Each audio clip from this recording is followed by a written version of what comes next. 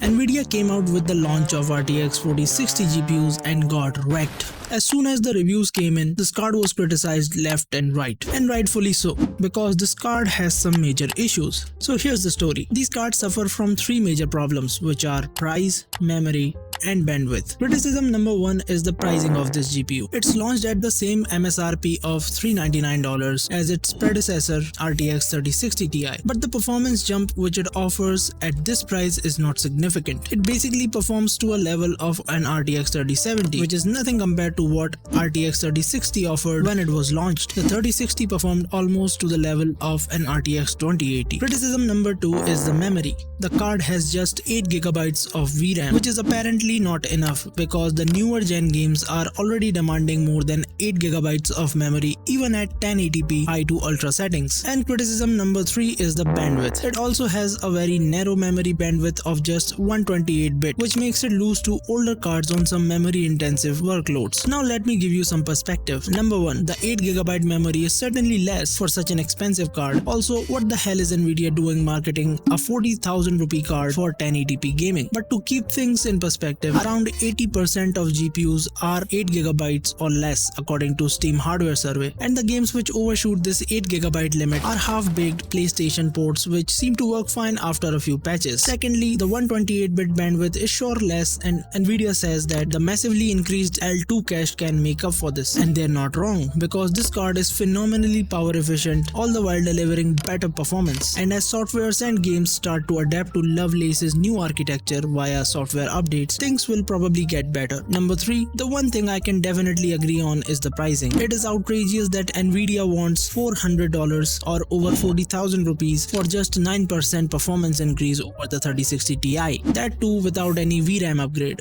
And the 16GB variant is even more ridiculous at $500 or around 50,000 rupees. They're basically charging 8,000 to 10,000 rupees for another 8GB of VRAM. That's some Apple bullshit.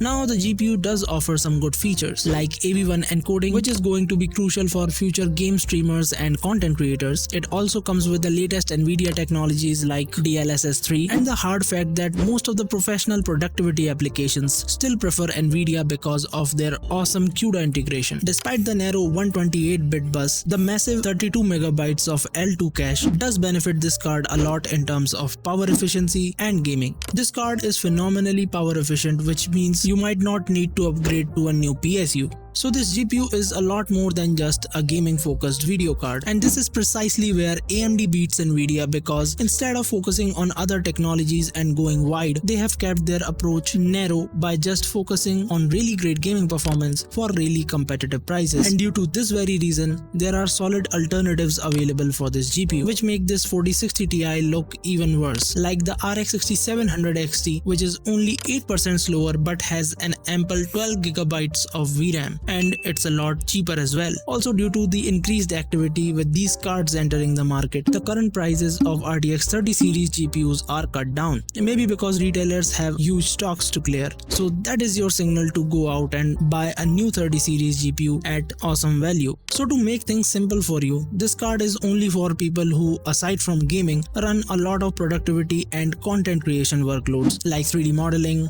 Maya, and Blender, or creating and editing videos or streaming. Basically, people who can afford to invest a good amount of money as a business. But for the people who just want to play games and enjoy the hell out of their GPUs, they have two options. Either go with the RX 6700 XT, which is future-proof in terms of VRAM and offers solid competitive performance, or go with the recently price-cut GPUs like 3060 Ti or 3060 12GB, which are just a little bit shy of 4060 Ti's performance but still get you features like DLSS or ray tracing, although they're not that good and you do miss out on AV1 encoding, but you're saving a lot of money at the same time. So overall, this is a great GPU which is only ruined by pricing, and as Hardware Unboxed said, do not buy this card for more than $300 and the 16GB version for more than $350 because we have options. And to show solidarity to the community, I would recommend and reiterate what they said, that do not buy this card. Also, maybe we will see price cuts on these cards as well in the coming months, so who knows.